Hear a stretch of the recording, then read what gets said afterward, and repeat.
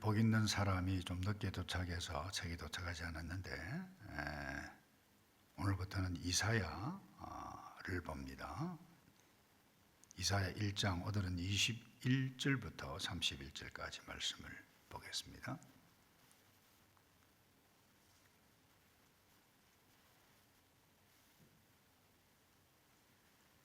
이사야 1장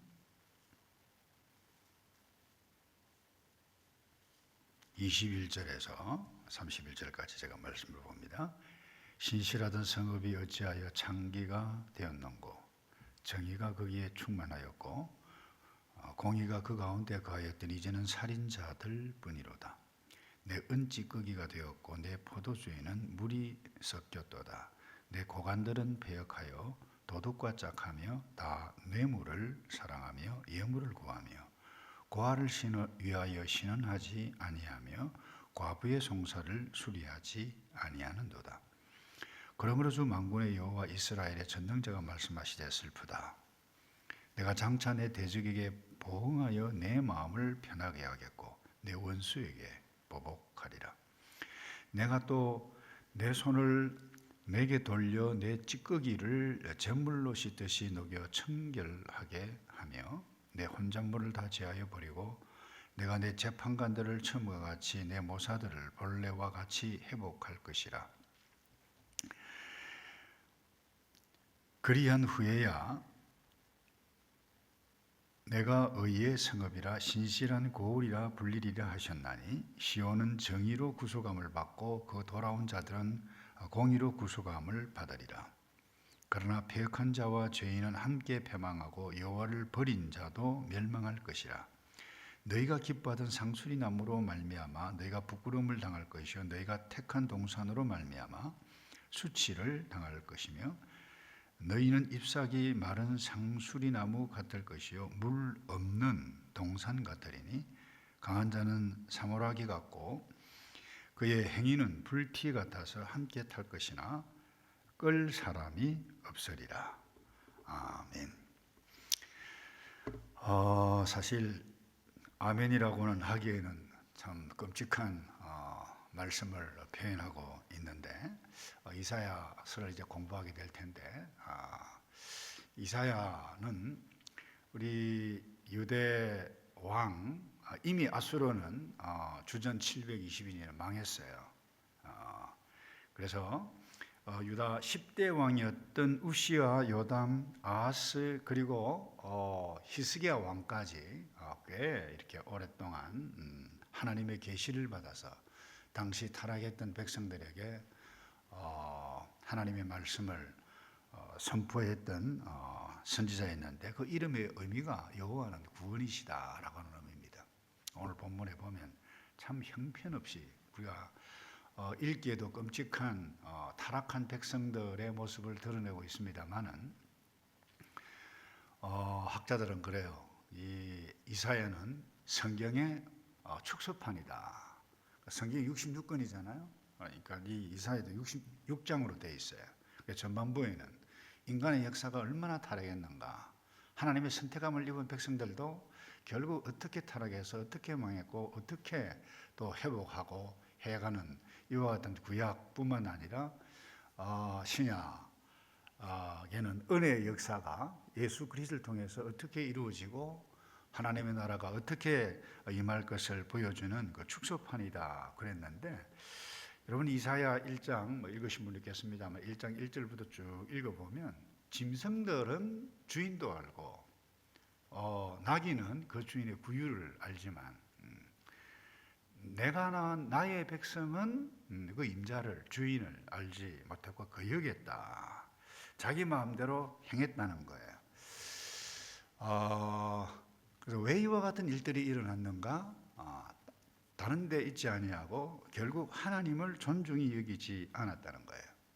겉으로는 모세율법을 쫓아서 제물을 기름진 소, 양 그야말로 국익에 딱 맞는 것을 다 가져왔지, 꼬박꼬박 행했지만은 마음으로 하나님을 존중하는 마음이 없었다는 거예요.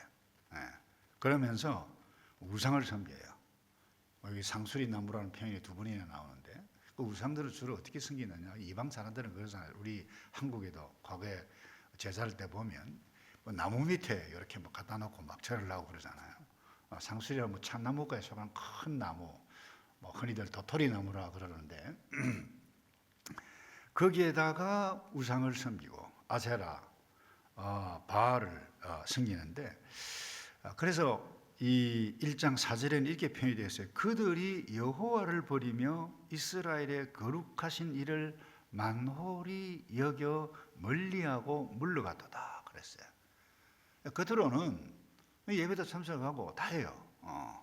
그런데 속으로는 마음으로는 하나님을 가볍게 여기고 존중히 여기지 않았다는 거예요. 그래서 오늘 기가 막힌 기도 않자는 그런 표현이 있어요. 24절에 보면 슬프다. 여호와 하나님께서 말씀하시는 거예요. 이사야를 통해서 내가 장차 내 대적에게 보응하며, 그러니까 이스라엘 하나님의 백성을 뭐라고 표현하고 있습니까? 내 대적이다. 원수라는 거예요. 그 원수처럼 그렇게 내가 처리해서 마음에 평강과 질서를 세우고 가시겠다. 이런 표현을 했는데 오늘 아침에 여기서 기도 제목을 하나 얻어야 될 것 같아요. 하나님, 내가 하나님의 백성인데 하나님을 대적하는 원수로 살아가는 비극적인 일들이 우리의 가정에, 하늘이 교회에, 나의 개인의 신앙에 일어나지 않도록 내가 지금 하나님의 원수로 혹시 행하고 있지 않는가. 그러니까 하나님을 만홀히 여기면, 하나님을 가볍게 여기면 결국 왜 이스라엘 백성들이 우상을 섬겼나요? 다른 것 없어요. 어떻게 하면 더 많은 재물을 얻을 것인가. 결국 자기 쾌락을 추구하는 것이죠. 그러다 보니까 여러분 쭉 말씀을 해가고 있죠. 사업하는 사람들 애매하게 부정한 일을 행했다는 거예요. 검사 판사가 있는데 정확하게 재판을 하지 않는다는 거예요. 지도자가 있는데 바른 리더십을 발휘하지 않는다는 거예요. 그래서 그 결과가 어떻게 됐느냐? 그야말로 상수리 나무 잎사귀가 마르고 열매가 없어지고 물된 동산이 아니라 물 없는 동산, 황폐해질 것이라는 거예요. 그 땅이 황폐해지고 백성들의 마음이 황폐해질 것이다. 심각한 이야기죠.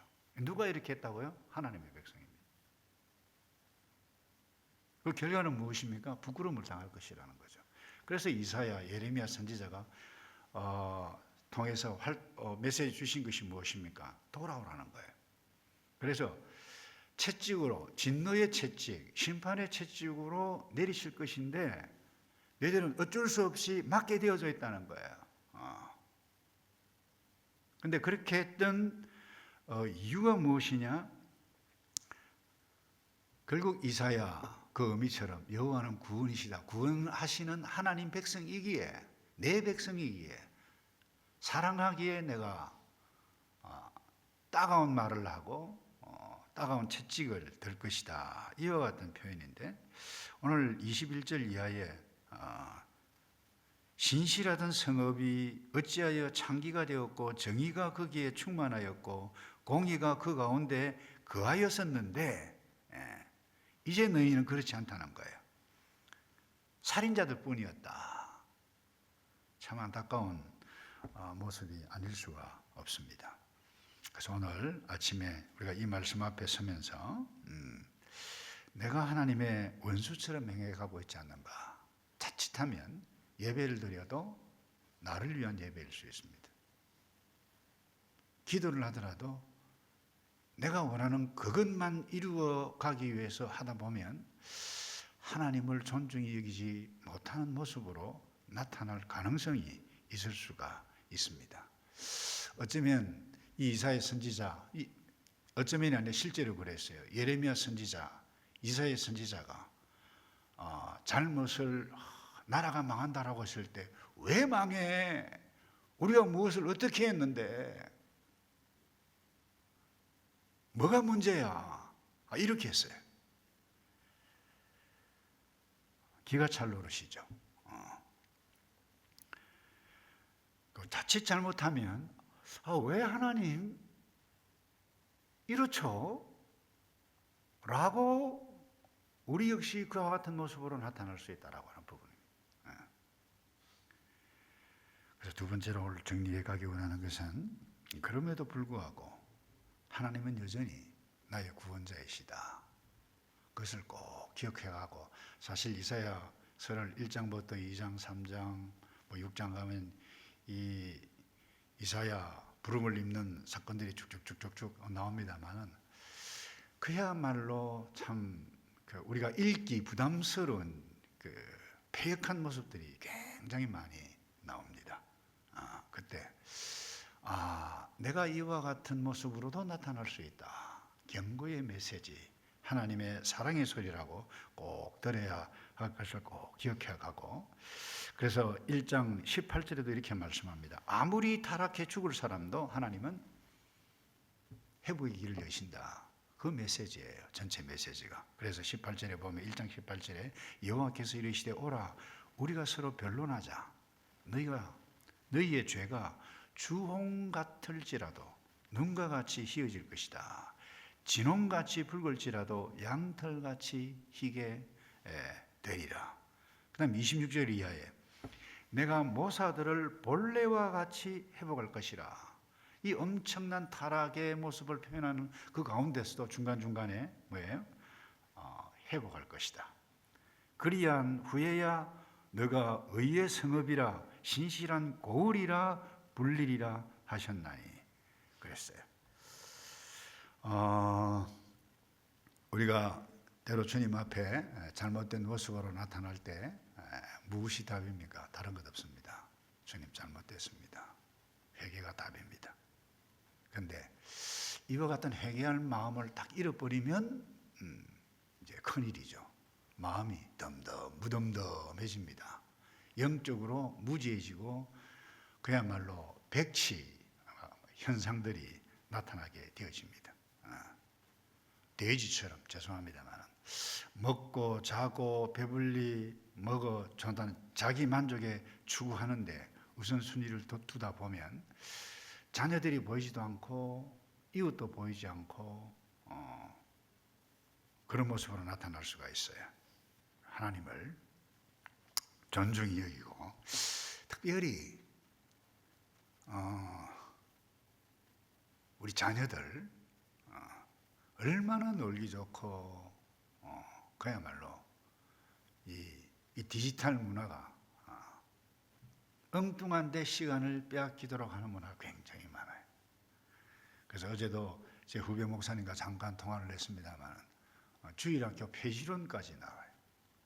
폐지했으면 좋겠다.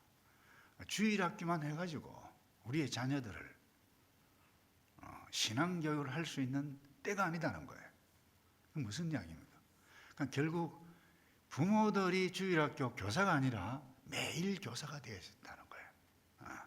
딴 거 없어요. 계속해서 성경 공부하는 것이 아니라 부모가 어떻게 하나님을 믿고 하나님을 섬기고 밥 먹을 때 리폼 처치 부모들은 그래요. 신실한 하나님 음식 주신 것 감사합니다. 기도하고 성경 하나 펴놓고 읽고 가정의 분위기가 그것만 되어진다 하더라도 경건한 가정으로 나타날 수 있다. 이 타락한 세상에서.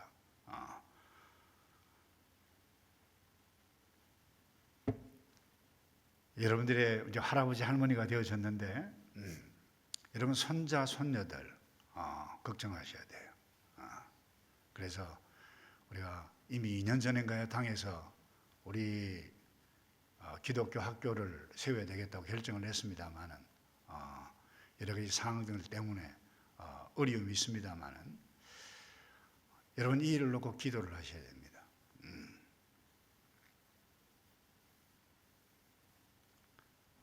왠가 하면 하나님을 알지 못하는 자는 반드시 부모를 모릅니다. 부모를 모르는 자가 이웃을 알겠어요? 자기밖에 모르는데. 그래서 이 일을 심각하게 생각하고 오늘 하나님, 내가 하나님 앞에 하나님을 바로 섬겨가고 우리 교회, 우리의 자녀들이 하나님을 알아가 이렇게 따가운 해초리 들어서 어려움을 당하는 일이 없도록 우리가 준비해 가야 할 부분 준비해 가고, 우리 모두 하나님의 진노의 대상이 아니라 하나님께서 주시는 복들, 물된 동산, 아름다운 삶을 누려가는 이 땅에서부터 그와 같은 복된 삶을 누려가는 저와 여러분 되기를 주님의 이름으로 축복합니다.